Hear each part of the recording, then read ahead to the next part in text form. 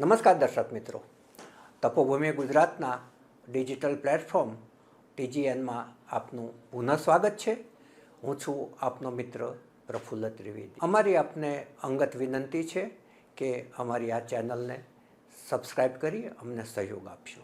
આજે આપણે વાત કરવી છે અમદાવાદના mayor, deputy mayor, standing chairman, પક્ષના નેતા, દંડક વગેરેના નામો જાહેર નથી થયા અને ક્યારે જાહેર થશે એની લોકોની અંદર અને જે ચૂંટાયેલા કોર્પોરેટરો છે એમની અંદર ઉત્સુકતા છે. આ વખતે અમદાવાદ મ્યુનિસિપલ કોર્પોરેશનની જે ચૂંટણી થઈ એમાં 160 બેઠકો ભારતીય જનતા પાર્ટીએ અંકે કરી લીધી છે. એમાંથી 3 ટર્મ થઈ ગઈ હોય એવા 8થી 10 કોર્પોરેટરો ચૂંટાયા છે, જ્યારે 2 ટર્મનો અનુભવ હોય એવા 18થી 20 કોર્પોરેટરો ચૂંટાયા છે. અને મેયર પદ છે એ પહેલાં 2.5 વર્ષ માટે OBC અનામત છે.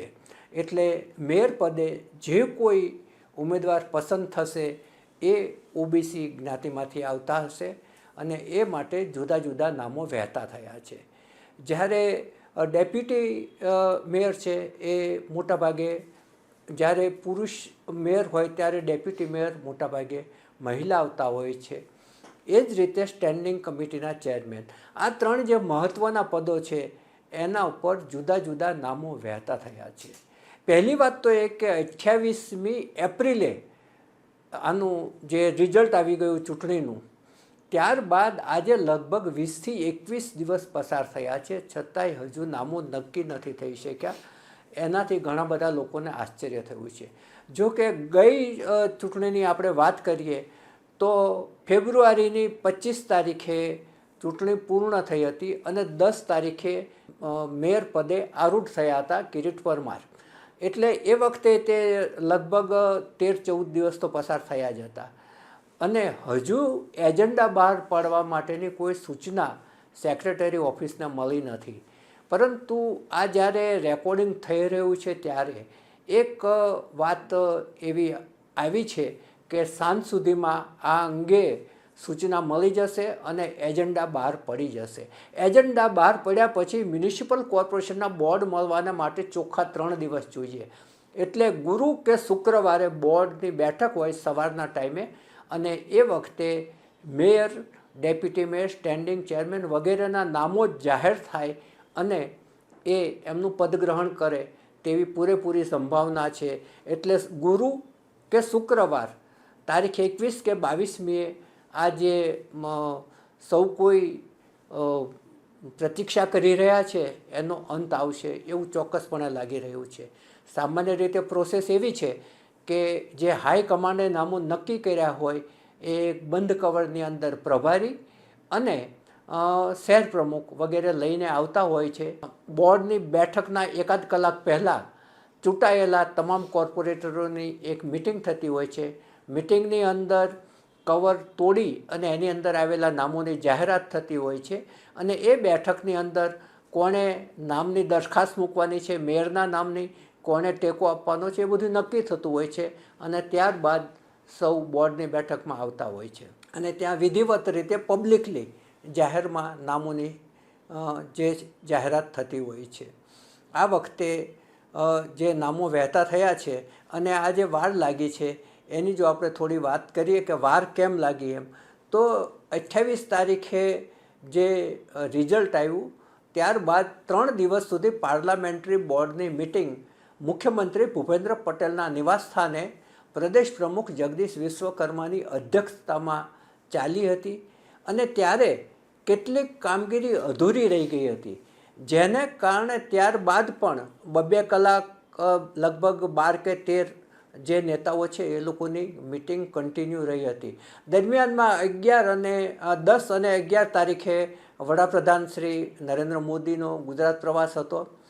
ત્યારબાદ 2 દિવસનો ગૃહમંત્રી અમિતભાઈ શાહનો પ્રવાસ હતો. એટલે જે ભાજપનું આખું જે તંત્ર છે એ આ પ્રવાસમાં લાગેલું હતું, કારણ કે કરોડો રૂપિયાના વિકાસ કામો અને ખાતમુહૂર્તના લોકાર્પણના કાર્યક્રમો પણ યોજાયા હતા અને અમિતભાઈના કાર્યક્રમો પણ ક્રમબદ્ધ રીતે યોજાયેલા હતા. એટલે આખું એ જે ભાજપનું તંત્ર છે એમાં લાગેલું હતું. પરંતુ આ ઉપરાંત એક કારણ એ પણ છે કે પાર્લામેન્ટરી બોર્ડે જે નામો નક્કી કર્યા હશે એ નામો ઉપર અમિતભાઈએ એની છેલ્લી નજર કરી અને એમણે જે ફાઇનલ કર્યું હશે એ નામો ફાઇનલ રહેશે. એટલે અમિતભાઈએ હવે જોઈ લીધું હશે એમ માનવામાં આવે છે. એટલે ગુરુ કે શુક્રવારે આખરી જે જાહેરાતો છે એ થઈ જશે. હવે જો મેયર પદ જે સૌથી મહત્ત્વનું ગણાય છે અને અમદાવાદ મ્યુનિસિપલ કોર્પોરેશન એ રાજ્યનું સૌથી મોટું કોર્પોરેશન છે. એટલે મેયર પદનું મહત્ત્વ ઘણું બધું છે. અને મેયર પદે જે નામો વહેતા થયા છે એમાં સૌથી ટોચ ઉપર નામ છે થલતેજના હિતેશ બારોટનું. હિતેશભાઈ બારોટ છે એ અગાઉ સ્ટેન્ડિંગ કમિટીના ચેરમેન પણ રહી ચૂક્યા છે, અનુભવી છે. અને જે અમિતભાઈ સહિતના જે ભારતીય જનતા પાર્ટીના નેતાઓ છે એની નજીકના માણસ ગણાય છે. એટલે હિતેશભાઈનું નામ અત્યારે ટોચ ઉપર ચાલી રહ્યું છે. એ સિવાયના જે નામો છે એમાં ધરમસિંહ દેસાઈનું પણ નામ ચાલે છે, બોડકદેવના. પછી વેજલપુરના રાજેશ ઠાકોરનું નામ ચાલે છે, શાહીબાગના જસુભાઈ ઠાકોરનું પણ નામ ચાલે છે.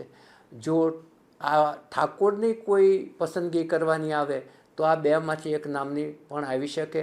રાજેશ ઠાકોર છે એ અગાઉ પક્ષના નેતા પદે પણ રહી ચૂકેલા છે. સ્ટેન્ડિંગ કમિટીના જે નામો ચાલે છે એમાં પૂર્વ સ્ટેન્ડિંગ ચેરમેન દેવાંગ દાણીનું નામ છે, કમલેશભાઈ પટેલનું નામ છે, પરેશ લાખાણી છે અને જૈનિક વકીલ છે. જ્યારે જે મહિલા ડેપ્યુટી મેયર તરીકે આવશે એ મહિલાઓમાં નામ ચાલે છે અનસુયા પટેલ, બીજું નામ છે ડૉક્ટર ચાંદનીબેન પટેલ અને સાબરમતીના અંજુબેન શાહ, અને એક નામ એકતા રાવલનું પણ ઉમેરાયું છે. આમાંથી કોઈ પણ ડેપ્યુટી મેયર પદે બેસી શકે છે.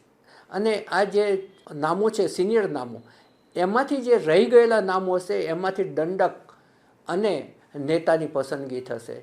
એટલે નેતા અને દંડકમાં પણ જે નામો ચાલે છે એમાં રાજુ ઠાકોર, જસુભાઈ ઠાકોર એ નામ એમાં પણ ચાલે છે. અને રણજીતસિંહ, આ બધા જે નામો છે આમાંથી કોઈ એકાદ નામ એમાં બે નામ પસંદ થશે, દંડક અને પક્ષના નેતા બે નામ એ પસંદ થશે. એટલે અત્યારે સૌ કોઈ ઉત્સુકતાપૂર્વક રાહ જોઈ રહ્યા છે. પરંતુ આ જે નામો નક્કી કરવાના છે એમાં ખૂબ જ ઝીણું કાંતવામાં આવ્યું છે એ બાબત ચોક્કસ છે. કારણ કે 2027માં વિધાનસભાની સામાન્ય ચૂંટણીઓ આવી રહી છે. અમદાવાદમાં જે કાંઈ બને એના સિગ્નલ આખા રાજ્યમાં જતા હોય છે, કારણ કે મીડિયાનું થાણું પણ અમદાવાદ છે. એટલે નાની એવી પણ કોઈ વાત બને તો એ સારી બને તો પણ અને ખરાબ બને તો પણ એ આખા રાજ્યની અંદર એ વાત પહોંચતી હોય છે.